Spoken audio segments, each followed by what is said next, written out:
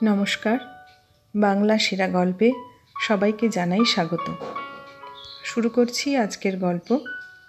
আজ পড়ে শোনাব স্বর্ণকমল ভট্টাচার্যের লেখা গল্প গল্প নয়। তাহলে শুরু করি। গল্পের নাম গল্প নয়। জমিদার বাড়ির দুর্গাপূজা। সারা গ্রাম সরগরম। আশেপাশে ২-১০টা গাঁয়ের মধ্যে এত বড় জমিদারও যেমন আর কেউ নেই, এত বড় প্রতিমাও নেই আর কোনো পুজো বাড়ির। মহা ধুমধাম। ৭ পুরুষের পুজোর পাঠ আজও ১৬ আনা বজায় আছে। ঢাক, ঢোল, কাঁসর, সানাই নিয়ে বাদ্যকরী এসেছে জনকুড়ি। আত্মীয় স্বজনে গিজগিজ করছে ৭ মহলা জমিদার বাড়ি। আজ সপ্তমী, প্রথম পূজা। জমিদারের ছোট মেয়ের বড় এসেছেন কলকাতা থেকে। বিয়ে হয়েছে আজ মাস ৩ তারপরে এই তার দিরাগমন।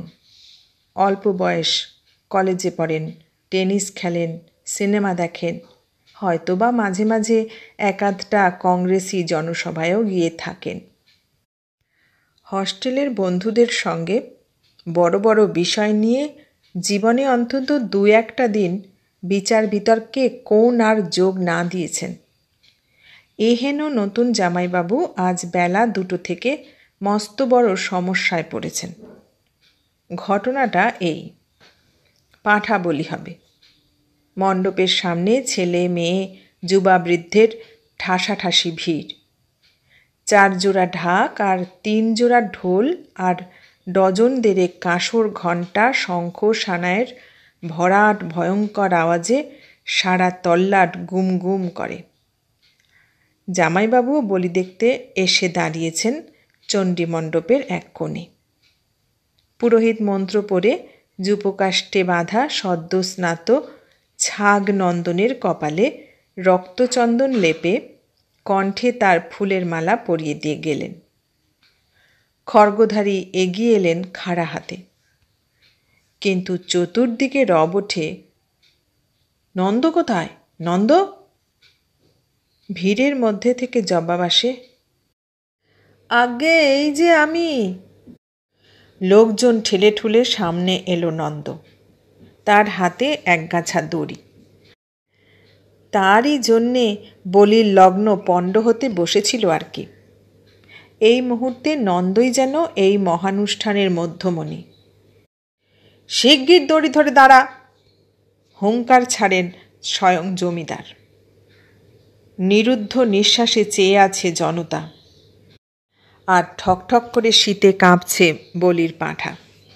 বাজনা এবার বেজে ওঠে দ্বিগুণ জোরে।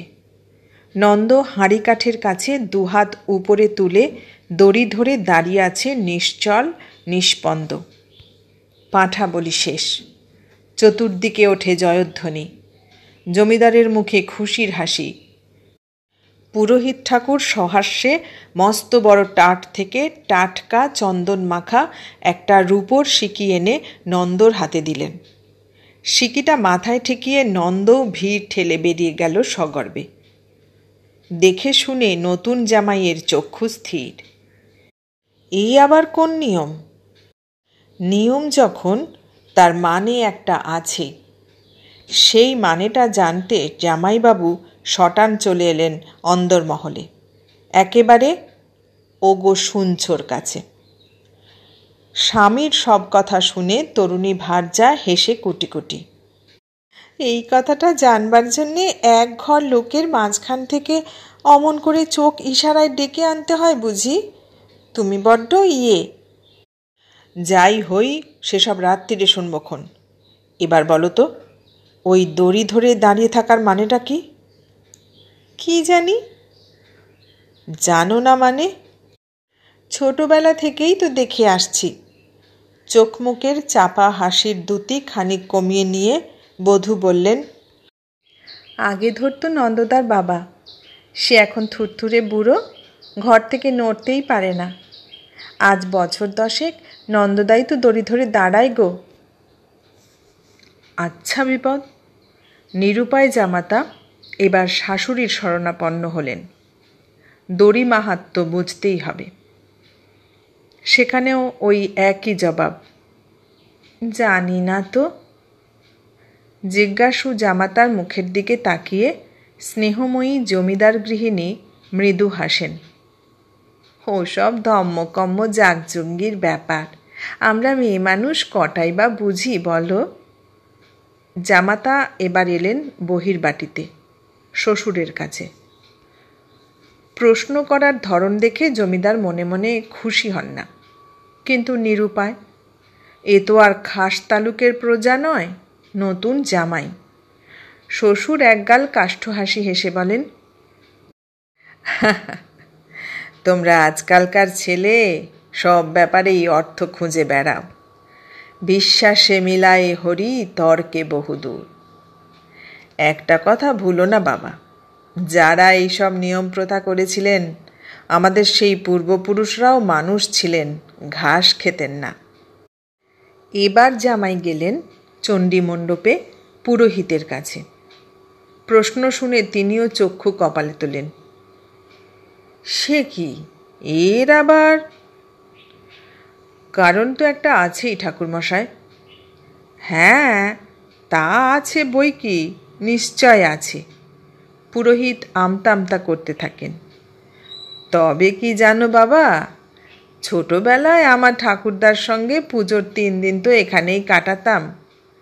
নন্দর বাবা তখন দড়ি ধরত। ঠাকুরদার কাছেই শুনেছি এ বাড়ির এ নিয়ম বহু পুরুষের। এই বলে শুরু করে দিলেন জমিদার চাটুজ্জে বংশের সুদূর অতীতের গৌরবময় কিংবদন্তির রোমন্থন। ভালো রে ভালো, এ যে দস্তুর মতো হিংটিং ছট। জামাইবাবুর মাথা খারাপ, তাই মানে জানতে মরিয়া হয়ে উঠলেন। দারোয়ান হরি সিংকে পাঠিয়ে দিলেন নন্দদের বাড়ি। নন্দ ঝুড়ি বোঝাই করে জমিদার বাড়ির পুজোর সিধে নিয়ে সবে এসে ঘরে ঢুকেছে। নতুন জামাইয়ের আদেশ শুনে ছুটে এলো ঊর্ধ্বশ্বাসে। এবারও সেই একই জবাব, জানি না তো। জানো না তো ধরো কেন দড়ি? জামাইবাবুর কণ্ঠস্বরে এবার বেশ একটু ঝাঁঝ প্রকাশ পায়। বাবা হয়তো বলতে পারেন। ডেকে নিয়ে এসো তোমার বাবাকে। আগে তিনি যে নড়তে পারে না। আচ্ছা চলো, তোমার বাবার কাছে আমি যাব। সে কি জামাইবাবু? হ্যাঁ হ্যাঁ চলো। চললেন জমিদারের অসহিষ্ণু জামাই। এই অগাধ রহস্যের কুল কিনারা পেতেই হবে। সব কথা শুনে 80 বছরের বুড়ো ক্ষীণ কণ্ঠে জবাব দিল, জানি জামাইবাবু, আমার ঠাকুরদার মুখে শোনা। ব্যাপারটা তাঁর ঠাকুরদার আমলের। এতক্ষণে অতল রহস্যের তল মেলে। স্বস্তির নিঃশ্বাস ফেলে বাঁচলেন জামাইবাবু। বৃদ্ধ ধীরে ধীরে অবলুপ্ত ইতিহাস উদ্ধার করে শোনাল। বর্তমান জমিদারের বাবারও বাবার, তাঁর বাবারও বাবার আমলের ঘটনা। দোর্দণ্ড প্রতাপ জমিদার, তাঁর বাড়ির দুর্গাপূজা। লোকে লোকারণ্য, মহা ধুমধাম। দেওয়ান এসে সভায় নিবেদন করলেন, এখন উপায়? বিপদটা হচ্ছে, যূপকাষ্ঠের কাছেই ছিল একটা নেবু গাছ, জমিদারের বড় প্রিয় কাগজি নেবু। সেবার গাছ ভরে নেবু হয়েছে, আর ফল শুদ্ধ একটা ডাল এসে সেদিনের হাঁড়ি কাঠটার উপর নুয়ে পড়েছে। গাছটা না কাটলে বলি হয় না, বলি হলে গাছ থাকে না। তখন উপায় বাতলে দিলেন সেদিনের কুলপুরোহিত। সেবার থেকে প্রতি বৎসর পুজোর 3 দিন পাঁঠা বলির সময়টাতে নন্দর বাবার যে বাবা, তার বাবারও বাবা এসে নেবু শুদ্ধ ডালটাকে দড়ি বেঁধে টেনে সরিয়ে রাখত প্রাণপণে। নির্বিঘ্নে বলি হতো সুসম্পন্ন, আর নির্বিবাদে বেঁচেছিল নেবু গাছটা। সেদিনের সেই জমিদার আর বেঁচে নেই, তা বহু বহু যুগের কথা। সেই বড় সাধের নেবু গাছটাও মরে ভূত হয়ে গেছে তারও বহু আগে। কিন্তু সেই চাটুজ্জে পরিবারের বংশধর আছেন তো, তাই আজও একটা লোক এসে বলির সময় দড়ি ধরে দাঁড়িয়ে থাকে নির্বিকারে। আজও পূর্বপুরুষের কুলপুরোহিতের হাত থেকে চন্দনমাখা চাকতি নিয়ে দড়িধারী দাস পরিবারের বংশবদ উত্তর পুরুষ নন্দলাল হাসি মুখে ঘরে ফিরে যায় সগর্বে। রাত্রিবেলা বধূ বলে, তুমি আস্ত পাগল, হেসে আমার মরে যেতে ইচ্ছে যায়। এই তুচ্ছ কথাটা জানতে তুমি ছুটে গেলে অদ্দূর। শুনলেন স্বর্ণকমল ভট্টাচার্যের লেখা গল্প, গল্প নয়। কেমন লাগলো? ভালো লাগলে লাইক, কমেন্ট, শেয়ার করবেন। আর নতুন বন্ধু হলে সাবস্ক্রাইব করার অনুরোধ রইল। সবাইকে অনেক ধন্যবাদ জানিয়ে আজ এখানেই শেষ করলাম।